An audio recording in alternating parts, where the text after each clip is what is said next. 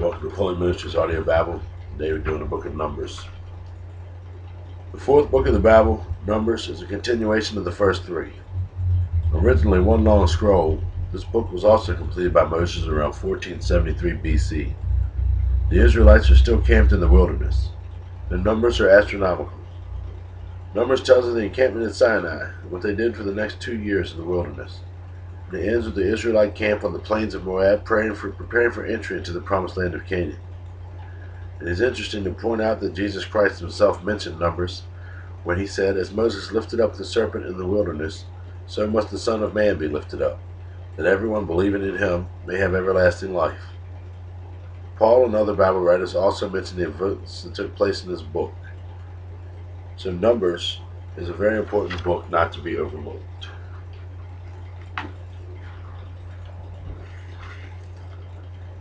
A year after Israel's departure from Egypt, the Lord spoke to Moses in the tabernacle in the wilderness of Sinai. On the first day of the second month of that year, he said, "From the whole community of Israel, record the names of all the warriors by their clans and families. List all the men 20 years old or older who are able to go to war. You and Aaron must register the troops, and you will be assisted by one family leader from each tribe. These are the tribes and the names of the leaders who will assist you: Reuben, Eliezer son of Shedeur; Simeon, Shelumiel son of Jerishaddi; Judah, Nahshon son of Amminadab; Issachar, Nathaniel son of Zuar; Zebulun, Eliab son of Helon; Ephraim son of Joseph, Elishama son of Ammihud; Manasseh son of Joseph, Gamaliel son of Pedazur; Benjamin, Abidan son of Gideoni; Dan, Ahiezer son of Ammishaddai; Asher, Pagiel son of Achran; Gad, Eliasaph son of Duel; and Naphtali, Ahira son of Enan. These are the children and leaders of the community, the leaders of their ancestral tribes, the heads of the clans of Israel." So Moses and Aaron called together those chosen leaders, and they assembled the whole community of Israel on that very day. All the people were registered according to their ancestry by their clans and families. The men of Israel who were 20 years old or older were listed one by one, just as the Lord had commanded Moses. So Moses recorded their names in the wilderness of Sinai. This is the number of men 20 years old or older who were able to go to war, as their names were listed in the records of their clans and families. Reuben, Jacob's oldest son, 46,500. Simeon, 59,300. Gad, 45,650. Judah, 74,600. Issachar, 54,400. Zebulun, 57,400. Ephraim son of Joseph, 40,500. Manasseh son of Joseph, 32,200. Benjamin, 35,400. Dan, 62,700. Asher, 41,500. And Naphtali, 53,400. These are the men registered by Moses and Aaron and the 12 leaders of Israel, all listed according to their ancestral descent. They were registered by families, all the men of Israel who were 20 years old or older and able to go to war. The total number was 603,550. But this total did not include the Levites. For the Lord had said to Moses, "Do not include the tribe of Levi in the registration. Do not count them with the rest of the Israelites. Put the Levites in charge of the tabernacle of the covenant, along with all of its furnishings and equipment. They must carry the tabernacle and all its furnishings as you travel, and they must take care of it and camp around it. Whenever it is time for the tabernacle to move, the Levites will take it down, and when it is time to stop, they will set it up again. But any unauthorized person who goes too near the tabernacle must be put to death. Each tribe of Israel will camp in a designated area with its own family banner. But the Levites will camp around the tabernacle of the covenant to protect the community of Israel from the Lord's anger. The Levites are responsible to stand guard around the tabernacle." So the Israelites did everything just as the Lord had commanded Moses. Then the Lord gave these instructions to Moses and Aaron. "When the Israelites set up camp, each tribe will be assigned its own area. The tribal division will camp beneath their family banners on all four sides of the tabernacle, but at some distance from it. The divisions of Judah, Issachar, and Zebulun are to camp toward the sunrise on the east side of the tabernacle, beneath their family banners. These are the names of the tribes, their leaders, and the numbers of their registered troops: Judah, Nahshon son of Amminadab, 74,600. Issachar, Nathaniel son of Zuar, 54,400. Zebulun, Eliab son of Helon, 57,400. So the total of all the troops on Judah's side of the camp is 186,400. These three tribes are to lead the way whenever the Israelites travel to a new campsite. The divisions of Reuben, Simeon, and Gad are to camp on the south side of the tabernacle, beneath their family banners. These are the names of the tribes, their leaders, and the numbers of their registered troops. Reuben, Eliezer, son of Shedeur, 46,500. Simeon, Shelemiel, son of Jurishaddi, 59,300. And Gad, Eliasaph, son of Duel, 45,650. So the total of all the troops on Reuben's side of the camp is 151,450. These three tribes will be second in line whenever the Israelites travel. Then the tabernacle, carried by the Levites, will set out from the middle of the camp. All of the tribes are to travel in the same order that they camp, each in position under the appropriate family banner. The divisions of Ephraim, Manasseh, and Benjamin are to camp on the west side of the tabernacle, beneath their family banners. These are the names of the tribes, their leaders, and the numbers of their registered troops. Ephraim, Elishama, son of Ammihud, 40,500. Manasseh, Gamaliel, son of Pedazur, 32,200. Benjamin, Abidan, son of Gideoni, 35,400. So the total of all the troops on Ephraim's side of the camp is 108,100. These three tribes will be third in line whenever the Israelites travel. The divisions of Dan, Asher, and Naphtali are to camp on the north side of the tabernacle, beneath their family banners. These are the names of the tribes, their leaders, and the number of their registered troops. Dan, Ahiezer, son of Amishadi, 62,700. Asher, Pagiel, son of Akran, 41,500. Naphtali, Ahira, son of Enan, 53,400. So the total of all the troops on Dan's side of the camp is 157,600. 57, not 57. These three tribes will be last marching under their banners wherever the Israelites travel. In summary, the troops of Israel listed by their families totaled 603,550. But as the Lord has commanded, the Levites were not included in this registration. So the people of Israel did everything as the Lord had commanded Moses. Each clan and family set up camp and marched under their banners, exactly as the Lord has instructed them. This is the family line of Aaron and Moses, as it was recorded when the Lord spoke to Moses on Mount Sinai. The names of Aaron's sons were Nadab, the oldest, Abihu, Eleazar, and Ithamar.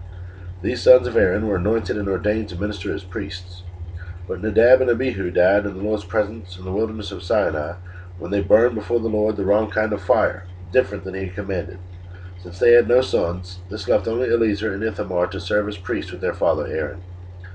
Then the Lord said to Moses, "Call forward the tribe of Levi, and present them to Aaron the priest to serve as his assistants. They will serve Aaron and the whole community, performing their sacred duties in and around the tabernacle. They will also maintain all the furnishings of the sacred tent, serving in the tabernacle on behalf of all the Israelites. Again, assign the Levites to Aaron and his sons. They have been given from among all the people of Israel to serve as their assistants. Appoint Aaron and his sons to carry out the duties of the priesthood. But any unauthorized person who goes too near the sanctuary must be put to death." And the Lord said to Moses, "Look, I have chosen the Levites from among the Israelites to serve as substitutes for all the firstborn sons of the people of Israel. The Levites belong to me, for all the firstborn males are mine. On the day I struck down all the firstborn sons of the Egyptians, I set apart for myself all the firstborn in Israel, both of the people and the animals. They are mine. I am the Lord." I'm sorry, people. I have a little cold here. But appreciate you bearing with me. Let's continue. The Lord spoke again to Moses in the wilderness of Sinai. He said, "Record the names of the members of the tribe of Levi by their families and clans. List every male who is 1 month old or older." So Moses listed them just as the Lord had commanded. Levi had 3 sons, whose names were Gershon, Kohath, and Merari. The clans descended from Gershon were named after 2 of his descendants, Libni and Shimi. The clans descended from Kohath were named after 4 of his descendants, Amram, Izhar, Hebron, and Uzziel. The clans descended from Merari were named after 2 of his descendants, Mali and Mushi. These were the Levite clans listed according to their family groups. The descendants of Gershon were composed of the clans descended from Libni and Shimi. There were 7,500 males 1 month old or older among these Gershonite clans. They were assigned the area to the west of the tabernacle for their camp. The leader of the Gershonite clans was Eliasaph, son of Lael. These two clans were responsible to care for the tabernacle, including the sacred tent with its layer of coverings, the curtain at its entrance, the curtains of the courtyard that surround the tabernacle and the altar, the curtain at the courtyard entrance, the ropes, and all the equipment related to their use. The descendants of Kohath were composed of the clans descended from Amram, Ishar, Hebron, and Uzziel. These were 8,600 males 1 month old or older among these Kohathite clans. They were responsible for the care of the sanctuary, and they were assigned the area south of the tabernacle for their camp. The leader of the Kohathite clans was Elizaphan, son of Uzziel. These 4 clans were responsible to take care of the ark, the table, the lampstand, the altars, the various articles used in the sanctuary, the inner curtain, and all the equipment related to their use. Eleazar, son of Aaron, the priest, was the chief administrator over all the Levites, with special responsibility for the oversight of the sanctuary. The descendants of Merari were composed of the clans from Mali and Mushi. There were 6,200 males 1 month old or older among these Merarite clans. They were assigned to the area north of the tabernacle for their camp. The leader of the Merarite clans was Zuriel, son of Abihail. These 2 clans were responsible for the care of the frame supporting the tabernacle, the crossbars, the pillars, the bases, and all the equipment related to their use. They were also responsible for the posts of the courtyard and all their bases, pegs, and ropes. The area in front of the tabernacle in the east toward the sunrise was reserved for the tents of Moses and Aaron and his sons, who had the final responsibility for the sanctuary on behalf of the people of Israel. Anyone other than a priest or Levite who went too near the sanctuary was to be put to death. When Moses and Aaron counted the Levite clans at the Lord's command, the total number was 22,000 males 1 month old or older. Then the Lord said to Moses, "Now count all the firstborn sons in Israel who are 1 month old or older, and make a list of their names. The Levites must be reserved for me as substitutes for the firstborn sons of Israel. I am the Lord. And the Levites' livestock must be reserved for me as substitutes for the firstborn livestock of the whole nation of Israel." So Moses counted the firstborn sons of the people of Israel, just as the Lord had commanded. The number of firstborn sons who were 1 month old or older was 22,273. Then the Lord said to Moses, "Take the Levites as substitutes for the firstborn sons of the people of Israel, and take the livestock of the Levites as substitutes for the firstborn livestock of the people of Israel. The Levites belong to me. I am the Lord. There are 273 more firstborn sons of Israel than there are Levites. To redeem these extra firstborn sons, collect 5 pieces of silver for each of them, each piece weighing the same as the sanctuary shekel, which equals 20 gerahs. Give the silver to the Aaron and his sons as the redemption price for the extra firstborn sons." So Moses collected the silver for redeeming the firstborn sons of Israel, who exceeded the number of Levites. He collected 1,365 pieces of silver on behalf of these firstborn sons of Israel, each piece weighing the same as the sanctuary shekel. And Moses gave the silver for the redemption to Aaron and his sons, just as the Lord had commanded. Then the Lord said to Moses and Aaron, "Record the names of the members of the clans of the families of the Kohathite division of the tribe of Levi. List all the men between the ages of 30 and 50 who were eligible to serve in the tabernacle. The duties of the Kohathites in the tabernacle will relate to the most sacred objects. When the camp moves, Aaron and his sons must enter the tabernacle first to take down the inner curtain and cover the Ark of the Covenant with it. Then they must cover the inner curtain with fine goatskin leather and spread over that a single piece of blue cloth. Finally, they must put the carrying poles in the Ark in place. Next, they must spread a blue cloth over the table where the bread of the presence is displayed, and on the cloth they will place the bowls, pans, jars, pitchers, and the special bread.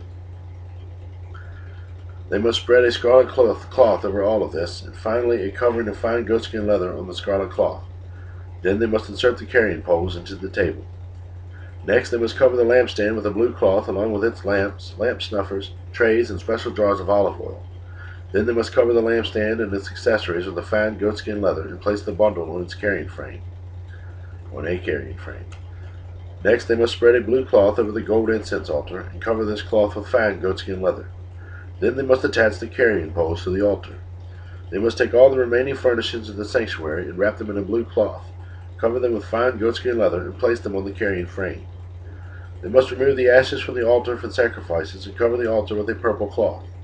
All the altar utensils, the fire pans, meat forks, shovels, basins, and all the containers must be placed on the cloth, and a covering of fine goatskin leather must be spread over them. Finally, they must put the carrying poles into place. The camp will be ready to move when Aaron and his sons have finished covering the sanctuary and all of the sacred articles. The Kohathites will come and carry these things to the next destination, but they must not touch the sacred objects, or they will die. So these are the things from the tabernacle that the Kohathites must carry. Eleazar, son of Aaron the priest, will be responsible for the oil of the lampstand, the fragrant incense, the daily grain offering, and the anointing oil. In fact, Eleazar will be responsible for the entire tabernacle and everything in it, including the sanctuary and its furnishings. Then the Lord said to Moses and Aaron, "Do not let the Kohathite clans be destroyed from among the Levites. This is what you must do, so they will live and not die when they approach the most sacred objects. Aaron and his sons must always go in with them and assign a specific duty or load to each person. The Kohathites must never enter the sanctuary to look at the sacred objects for even a moment, or they will die." And the Lord said to Moses, "Record the names of the members of the clans and families of the Gershonite division of the tribe of Levi. List all the men between the ages of 30 and 50 who are eligible to serve in the tabernacle. These Gershonite clans will be responsible for general service and carrying loads. They must carry the curtains of the tabernacle itself with its coverings, the outer covering of fine goatskin leather, and the curtain for the tabernacle entrance. They are also to carry the curtains for the courtyard walls that surround the tabernacle and altar, the curtain across the courtyard entrance, the ropes, and all the equipment related to their use. The Gershonite clans are responsible for all these items. Aaron and his sons will direct the Gershonites regarding all their duties, whether it involves moving the equipment or doing other work. They must assign the Gershonites responsibility for the loads they are to carry. So these are the duties assigned to the Gershonite clans at the tabernacle. They will be directly responsible to Ithamar, son of Aaron the priest.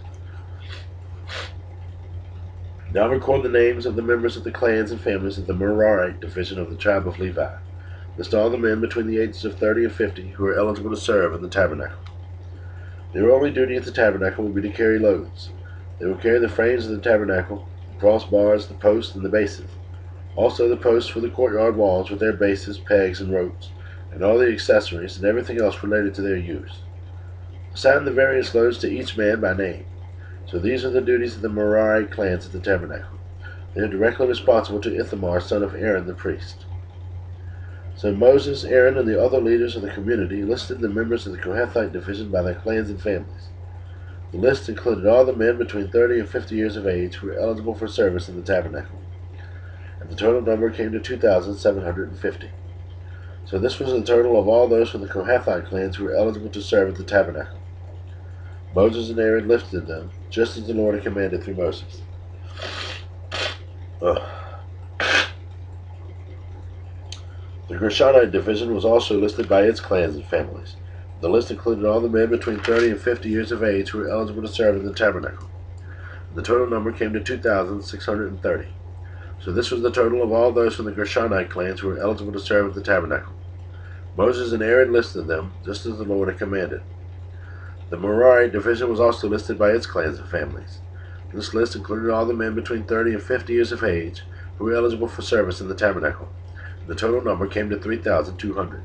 So this was the total of all those from the Merari clans who were eligible for service. Moses and Aaron listed them, just as the Lord had commanded through Moses. So Moses, Aaron, and the leaders of Israel listed all the Levites by their clans and families. All the men between 30 and 50 years of age who were eligible for service in the tabernacle and for its transportation numbered 8,580. When their names were recorded, as the Lord had commanded through Moses, each man was assigned his task and told what to carry.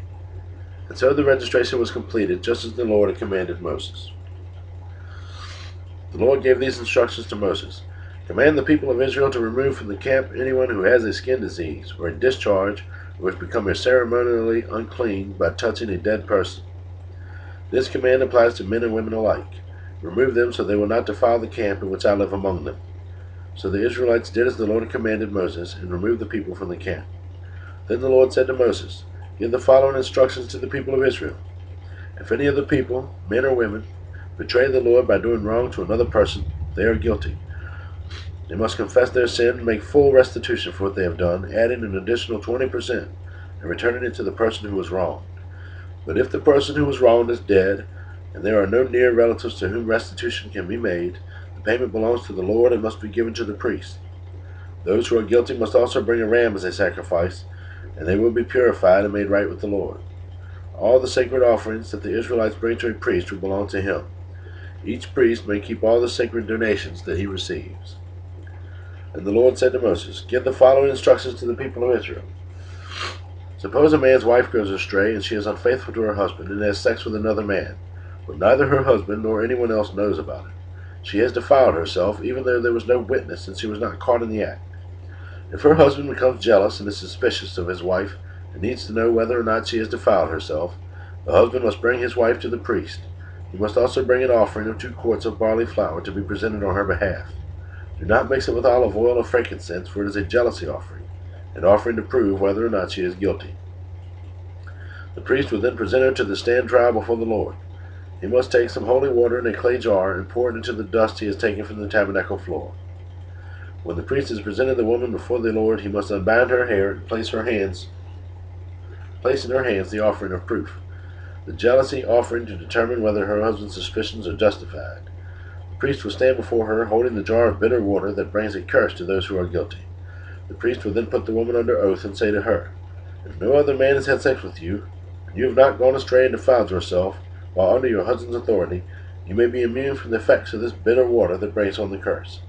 But if you have gone astray by being unfaithful to your husband, and have defiled yourself by having sex with another man, at this point the priest must put the woman under oath by saying, May the people know that the Lord's curse is upon you when he makes you infertile, causing your womb to shrivel and your abdomen to swell. Now may this water that brings curse into your body and cause your abdomen to swell and your womb to shrivel. And the woman will be required to say, Yes, let it be so. The priest will write these curses on a piece of leather. The priest will write these curses on a piece of leather and wash them off into the bitter water. He will then make the woman drink the bitter water that brings on the curse. When the water enters her body, it will cause bitter suffering if she is guilty. The priest will then take the jealousy offering from the woman's hand, lift it up before the Lord, and carry it to the altar. He will take a handful of flour as a token portion and burn it on the altar, and he will require the woman to drink the water. If she has defiled herself by being unfaithful to her husband, the water that brings on the curse will cause bitter suffering. Her abdomen will swell and her womb will shrink, and her name will become a curse among her people. But if she has not defiled herself and it is pure, then she will be unharmed and she will still be able to have children. This is the ritual law for dealing with suspicion. If a woman goes astray and defiles herself while under her husband's authority, or if a man becomes jealous and is suspicious that his wife has been unfaithful, the husband must present his wife before the Lord, and the priest will apply this entire ritual law to her. The husband will be innocent of any guilt in this matter, but his wife will be held accountable for her sins. Then the Lord said to Moses, Give the following instructions to the people of Israel. If any of the people, either men or women, take the special vow of the Nazarite, setting themselves apart for the Lord in a special way, they must give up wine and other alcoholic drinks. They must not use vinegar made from wine or other alcoholic drinks. They must not drink fresh grape juice, and they must not eat grapes or raisins. As long as they are bound by their Nazarite vow, they are not allowed to eat or drink anything that comes from a grapevine, not even the grape seeds or skins. They must never cut their hair throughout the time of their vow, for they are holy and set apart for the Lord. Until the time of their vow has been fulfilled, they must let their hair grow long, and they must not go near a dead body during the entire period of their vow to the Lord.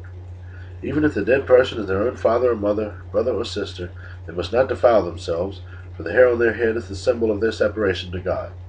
This requirement applies as long as they are set apart to the Lord. If someone falls dead beside them, the hair they have dedicated will be defiled. They must wait for 7 days and then shave their heads.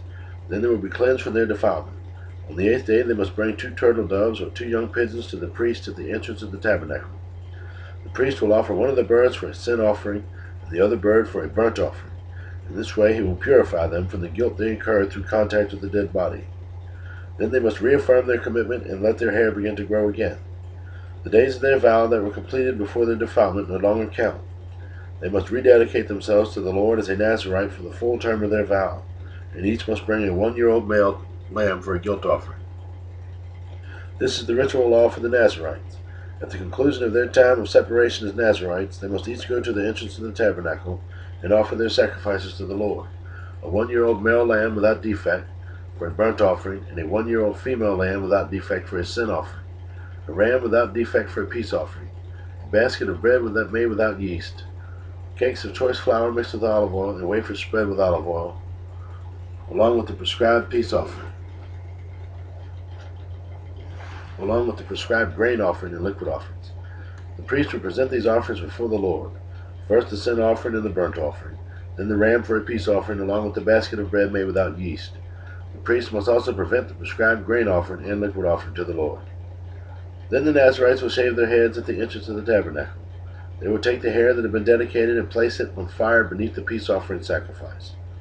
After the Nazarite's head has been shaved, the priest will take for each of them the boiled shoulder of a ram, and he will take out from the basket a cake and a wafer made without yeast. He will put them all into the Nazarite's hands. Then the priest will lift them up as a special offering before the Lord.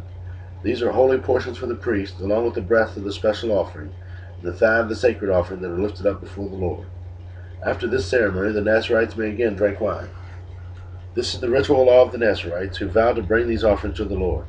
They may also bring additional offerings if they can afford it, and they must be careful to do whatever they vow when they set themselves apart as Nazarites. Then the Lord said to Moses, "Tell Aaron and his sons to bless the people of Israel with this special blessing. May the Lord bless you and protect you. May the Lord smile on you and be gracious to you. May the Lord show you his favor and give you his peace. Whenever Aaron and his sons bless the people of Israel in my name, I myself will bless them." On the day Moses set up the tabernacle, he anointed it and set it apart as holy. He also anointed and set apart all its furnishings and the altar with its utensils. Then the leaders of Israel, the tribal leaders who had registered the troops, came and brought their offerings. Together they brought 6 large wagons and 12 oxen. There was a wagon for every 2 leaders and an ox for every leader. They presented these to the Lord in front of the tabernacle. Then the Lord said to Moses, "Receive their gifts and use these oxen and wagons for transporting the tabernacle. Distribute them among the Levites for the work they have to do. So Moses took the wagons and oxen and presented them to the Levites. He gave 2 wagons and 4 oxen to the Gershonite division for their work, and he gave 4 wagons and 8 oxen to the Merarite division for their work. All their work was done under the leadership of Ithamar, son of Aaron the priest. But he gave none of the wagons or oxen to the Kohathite division, since they were required to carry the sacred objects of the tabernacle on their shoulders. The leaders also presented dedication gifts for the altar at the time it was anointed. They each placed their gifts before the altar. The Lord said to Moses, "Let one leader bring his gift each day for the dedication of the altar." On the first day, Nahshon, son of Amminadab, leader of the tribe of Judah, presented his offering. His offering consisted of a silver platter weighing 3¼ pounds and a silver basin weighing 1¾ pounds, as measured by the weight of the sanctuary shekel. These were both filled with grain offerings of choice flour moistened with olive oil. He also brought a gold container weighing 4 ounces, which was filled with incense. He brought a young bull, a ram, and a 1-year-old male lamb for a burnt offering, and a male goat for a sin offering. For a peace offering, he brought 2 bulls, 5 rams, 5 male goats, and 5 1-year-old male lambs. This was the offering brought by Nahshon, son of Amminadab. On the second day, Nathanael, son of Zuar, leader of the tribe of Issachar, presented his offering. His offering consisted of a silver platter weighing 3¼ pounds and a silver basin weighing 1¾ pounds, as measured by the weight of the sanctuary shekel. These were both filled with grain offerings of choice flour moistened with olive oil. He also brought a gold container weighing 4 ounces, which was filled with incense. He brought a young bull, a ram, and a 1-year-old male lamb for a burnt offering, and a male goat for a sin offering. For a peace offering, he brought 2 bulls, 5 rams, 5 male goats, and 5 1-year-old male lambs. This was the offering brought by Nathanael, son of Zuar. On the third day, Eliab, son of Helon, leader of the tribe of Zebulun, presented his offering. His offering consisted of a silver platter weighing 3¼ pounds, and a silver basin weighing 1¾ pounds, as measured by the weight of the sanctuary shekel. These were both filled with grain offerings of choice flour moistened with olive oil. He also brought a gold container weighing 4 ounces, which was filled with incense. He brought a young bull, a ram, and a 1-year-old male lamb for a burnt offering, and a male goat for a sin offering. For a peace offering, he brought 2 bulls, 5 rams, 5 male goats, and 5 1-year-old male lambs. This was the offering brought by Eliab, son of Helon. On the fourth day, Eliezer, son of Shedeur, leader of the tribe of Reuben, presented his offering. His offering consisted of a silver platter weighing 3¼ pounds and a silver basin weighing 1¾ pounds, as measured by the weight of the sanctuary shekel. These were both filled with grain offerings of choice flour moistened with olive oil. He also brought a gold container weighing 4 ounces, which was filled with incense. He brought a young bull, a ram, and a 1-year-old male lamb for a burnt offering, and a male goat for a sin offering. For a peace offering, he brought 2 bulls, 5 rams, 5 male goats, and 5 one-year-old male lambs. This was the offering brought by Eleazar, son of Shedeur. On the 5th day, Shemuel, son of Jurishaddi, leader of the tribe of Simeon, presented his offering. His offering consisted of a silver platter weighing 3¼ pounds, and a silver basin weighing 1¾ pounds, as measured by the weight of the sanctuary shekel. These were both filled with grain offerings of choice flour moistened with olive oil. He also brought a gold container weighing 4 ounces, which was filled with incense. He brought a young bull, a ram, and a one-year-old male lamb for a burnt offering, and a male goat for a sin offering. For a peace offering, he brought 2 bulls, 5 rams, 5 male goats, and 5 one-year-old male lambs. This was the offering brought by Shelumiel, son of Zurishaddi. On the 6th day, Eliasaph, son of Deuel, leader of the tribe of Gad, presented his offering. His offering consisted of a silver platter weighing 3¼ pounds, and a silver basin weighing 1¾ pounds, as measured by the weight of the sanctuary shekel.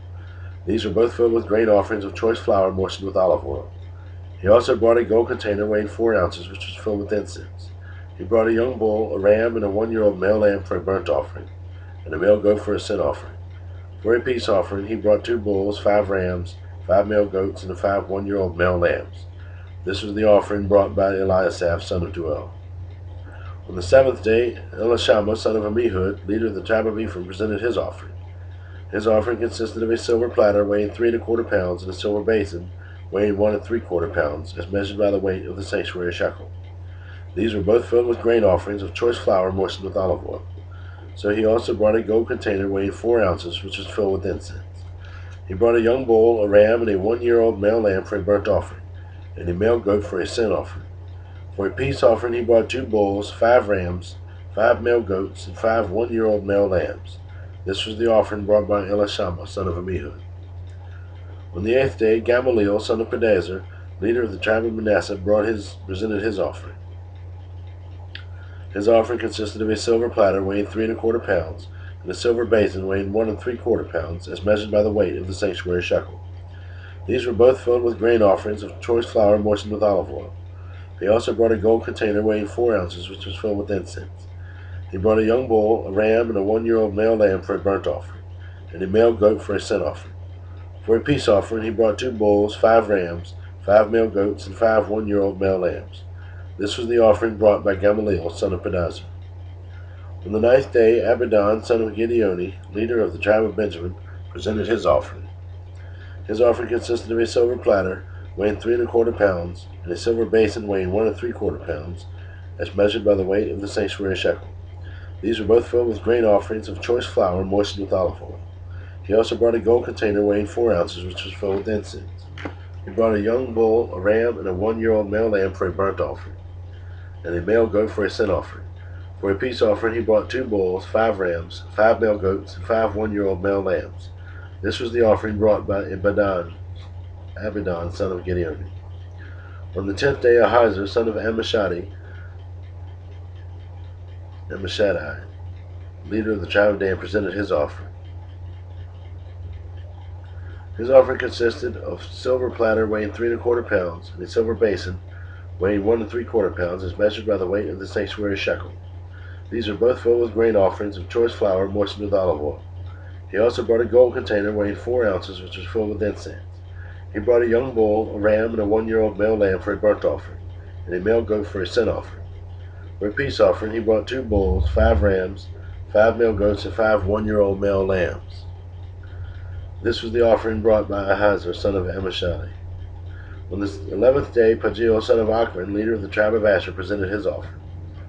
His offering consisted of a silver platter weighing 3¼ pounds, and a silver basin weighing 1¾ pounds, as measured by the weight of the sanctuary shekel.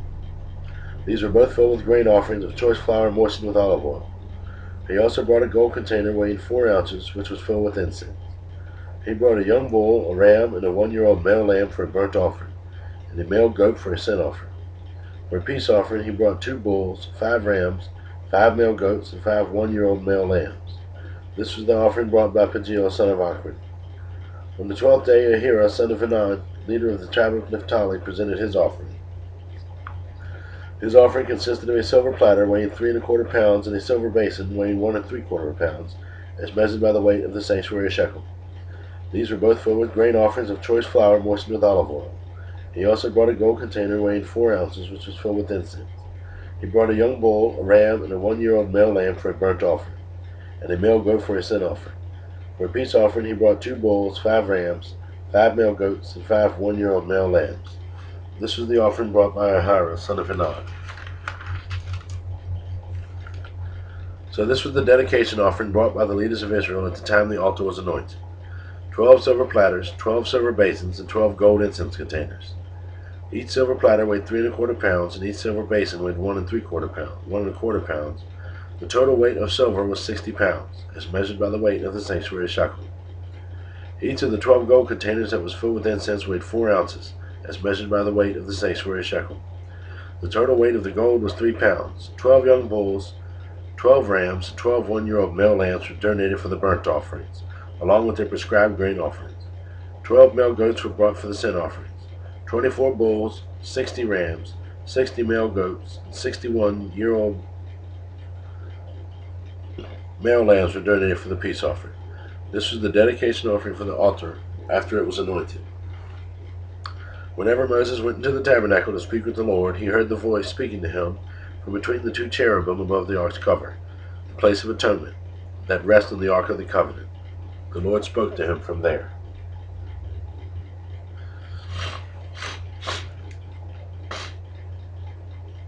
The Lord said to Moses, "Give Aaron the following instructions. When you set up the 7 lamps in the lampstand, place them so their light shines forward in front of the lampstand." So Aaron did this. He set up the 7 lamps so they reflected their light forward, just as the Lord had commanded Moses. The entire lampstand, from its base to its decorative blossoms, was made of beaten gold. It was built according to the exact design the Lord had shown Moses. Then the Lord said to Moses, "Now set the Levites apart from the rest of the people of Israel, and do this to make them ceremonially clean.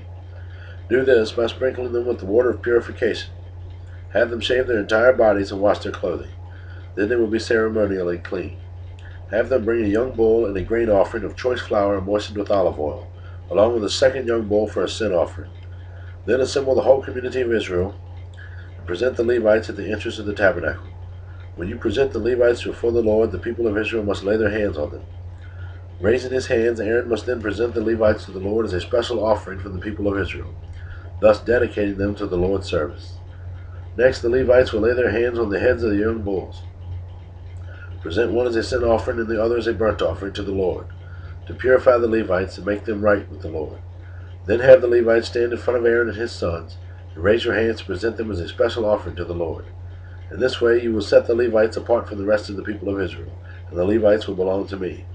After this they may go into the tabernacle to do their work, because you have purified them and presented them as a special offering.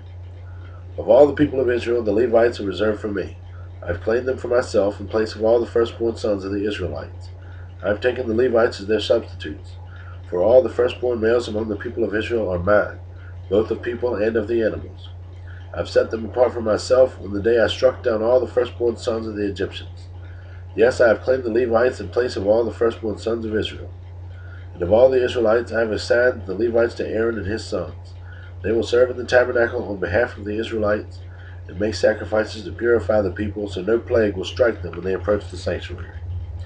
So Moses, Aaron, and the whole community of Israel dedicated the Levites, carefully following all the Lord's instructions to Moses. The Levites purified themselves from sin and washed their clothes, and Aaron lifted them up and presented them to the Lord as a special offering.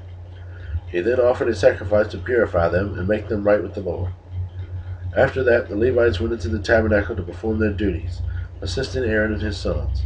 So they carried out all the commands that the Lord gave Moses concerning the Levites.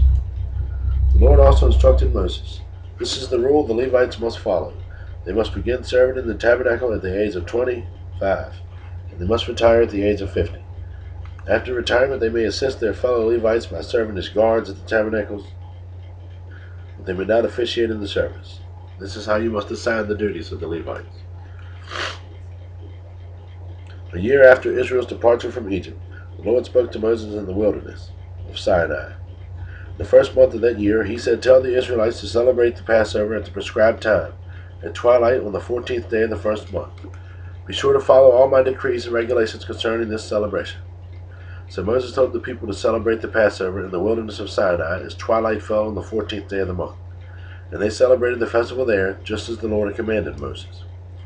But some of the men had been ceremonially defiled by touching a dead body, so they could not celebrate the Passover that day. They came to Moses and Aaron that day and said, "We have become ceremonially unclean by touching a dead body, but why should we be prevented from presenting the Lord's offering at the proper time with the rest of the Israelites?"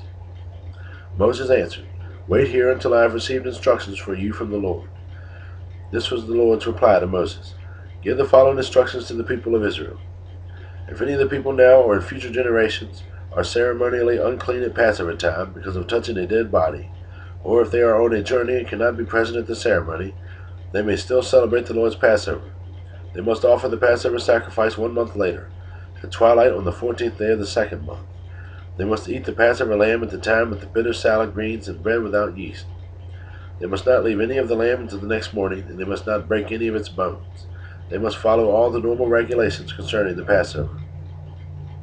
But those who neglect to celebrate the Passover at the regular time, even though they are ceremonially clean and not away on a trip, will be cut off from the community of Israel. If they fail to present the Lord's suffering at the proper time, they will suffer the consequences of their guilt. And if foreigners live among you and want to celebrate the Passover to the Lord, they must follow these same decrees and regulations. The same laws apply to both the native-born Israelites and to the foreigners living among you. On the day the tabernacle was set up, the cloud covered it. But from evening until morning, the cloud over the tabernacle looked like a pillar of fire. This was the regular pattern. At night, the cloud that covered the tabernacle had the appearance of fire.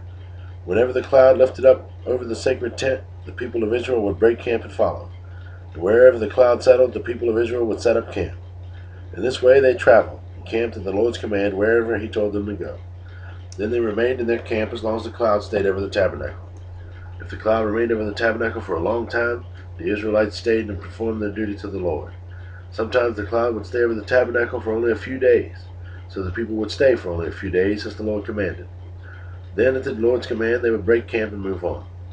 Sometimes the cloud stayed only overnight and lifted the next morning. But day or night, when the cloud lifted, the people broke camp and moved on.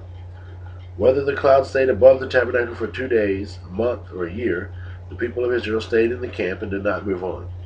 But as soon as it is lifted, they broke camp and moved on. So they camped and traveled at the Lord's command, and they did whatever the Lord told them through Moses. Now the Lord said to Moses, "Make 2 trumpets of hammered silver for calling the community to assemble and for signaling the breaking of camp. When both trumpets are blown, everyone must gather before you at the entrance of the tabernacle. But if only one trumpet is blown, then only the leaders, the heads of the clans of Israel, must present themselves to you. When you sound the signal to move on, the tribes camped on the east side of the tabernacle must break camp and move forward. When you sound the signal a second time, the tribes camped on the south will follow. You must sound short blasts as a signal for moving on. But when you call the people to an assembly, blow the trumpets with a different signal. Only the priests, Aaron's descendants, are allowed to blow the trumpets. This is a permanent law for you, to be observed from generation to generation. When you arrive on your own land and go back to war against your enemies who attack you, sound the alarm with the trumpets. Then the Lord your God will remember you and rescue you from your enemies. Blow the trumpets in times of sadness, gladness too, sounding them at your annual festivals and at the beginning of each month.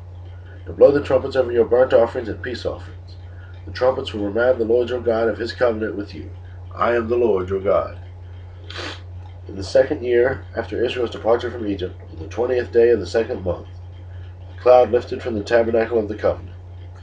So the Israelites set out from the wilderness at Sinai and traveled on to the place until the cloud stopped in the wilderness of Paran. When the people set out for the first time, following the instructions the Lord had given through Moses, Judah's troops led the way. They marched behind their banner, and their leader was Nahshon, son of Amminadab. They were joined by the troops of the tribe of Issachar, led by Nathaniel, son of Zawar, and the troops of the tribe of Zebulun, led by Eliab, son of Helon. Then the tabernacle was taken down, and the Gershonite and Merari divisions of the Levites were next in line of march, carrying the tabernacle with them. Reuben's troops went next, marching behind their banner. Their leader was Eleazar, son of Shadur. They were joined by the troops of the tribe of Simeon, led by Shelumiel, son of Zurishaddai, and the troops of the tribe of Gad, led by Eliasaph, son of Duel. Next came the Kohathite division of the Levites, carrying the sacred objects from the tabernacle. Before they arrived at the next camp, the tabernacle would already be set up at its new location. Ephraim's troops went next, marching behind their banner. Their leader was Elishama, son of Ammihud. They were joined by the troops of the tribe of Manasseh, led by Gamaliel, son of Pedazur, and the troops of the tribe of Benjamin, led by Abidan, son of Gideoni. Dan's troops went last, marching behind their banner and serving as the rear guard for all the tribal camps. They were joined by the troops of the tribe of Asher, led by Pagiel, son of Achran, and the troops of the tribe of Naphtali, led by Ahira, son of Enan. This was the order in which the Israelites marched division by division. One day Moses said to his brother-in-law Hobab, son of Reuel the Midianite, "We are on our way to the place the Lord promised us, for he said, 'I will give it to you.' Come with us, and we will treat you well, for the Lord has promised wonderful blessings for Israel." But Hobab replied, "No, I will not go. I must return to my own land and family." "Please don't leave us," Moses pleaded. "You know the places in the wilderness where we should go camp. Come and be our guide. If you do, we'll share with you all the blessings the Lord gives us." They marched on for 3 days after leaving the mountain of the Lord, with the ark of the Lord's covenant moving ahead of them to show them where to stop and rest. As they moved on each day, the cloud of the Lord hovered over them. And whenever the ark set out, Moses would shout, "Arise, O Lord, and let your enemies be scattered. Let them flee before you." And when the ark was set down, he would say, "Return, O Lord, to the countless thousands of Israel." Soon the people began to complain about their hardship, and the Lord heard everything they said. Then the Lord's anger blazed against them, and he sent a fire to rage among them, and he destroyed some of the people in the outskirts of the camp. Then the people screamed to Moses for help, and when he prayed to the Lord, the fire stopped. After that, the area was known as Taberah, which means the place of burning, because fire from the Lord had burned among them there. Then the foreign rabble who were traveling with the Israelites began to crave the good things of Egypt, and the people of Israel also began to complain. "Oh, for some meat!" they exclaimed. "We remember the fish we used to eat for free in Egypt, and we had all the cucumbers, melons, leeks, onions, and garlic we wanted. But now our appetites are gone. All we ever see is this manna." The manna looked like small coriander seeds, and it was pale yellow like gum resin. The people would go out and gather it from the ground. They made flour by grinding it with hand mills or pounding it into mortars. Then they boiled it in a pot and made it into flat cakes. The cakes tasted like pastries baked with olive oil. The manna came down to the camp with the dew during the night. Moses heard all the family standing in the doorways of their tents whining, and the Lord became extremely angry. Moses was also very aggravated. And Moses said to the Lord, "Why are you treating me, your servant, so harshly? Have mercy on me. What did I do to deserve the burden of all these people? Did I give birth to them? Did I bring them into the world? Why did you tell me to carry them in my arms like a mother carries a nursing baby? How can I carry them to the land you swore to give their ancestors? Where am I supposed to get meat for all these people? They keep whining to me, saying, 'Give us meat to eat.' I can't carry all these people by myself. The load is far too heavy. If this is how you intend to treat me, just go ahead and kill me. Do me a favor, and spare me this misery." Then the Lord said to Moses, "Gather before me 70 men who are recognized as elders and leaders of Israel. Bring them to the tabernacle to stand there with you. I will come down and talk to you there. I will take some of the Spirit that is upon you, and I will put the Spirit upon them also. They will bear the burden of people along with you, so that you will not have to carry it alone. And say to the people, 'Purify yourselves, for tomorrow you will have meat to eat.' You were whining, and the Lord heard you when you cried, 'Oh, for some meat! We were better off in Egypt.' Now the Lord will give you meat, and you will have to eat it. And it won't be for just a day or two, or for 5 or 10 or even 20. You will eat meat for a whole month until you gag and are sick of it. For you have rejected the Lord, who is here among you, and you have whined to him, saying, 'Why did we ever leave Egypt?'" But Moses responded to the Lord, "There are 600,000 foot soldiers here with me, and yet you say, 'I will give them meat for a whole month.' Even if we butchered all our flocks and herds, would that satisfy them? Even if we caught all the fish in the sea, would that be enough?" Then the Lord said to Moses, "Has my arm lost its power? Now you will see whether or not my word comes true." So Moses went out and reported the Lord's words to the people. He gathered the 70 elders and stationed them around the tabernacle. And the Lord came down in the cloud and spoke to Moses. Then he gave the 70 elders the same spirit that was upon Moses. And when the Spirit rested upon them, they prophesied. But this never happened again. 2 men, Eldad and Medad, had stayed behind in the camp. They were listed among the elders, but they had not gone out to the tabernacle. Yet the Spirit rested upon them as well, so they prophesied there in the camp. A young man ran and reported to Moses, Eldad and Medad are prophesying in the camp. Joshua, son of Nun, who had been Moses' assistant since his youth, protested, Moses, my master, make them stop. But Moses replied, Are you jealous for my sake?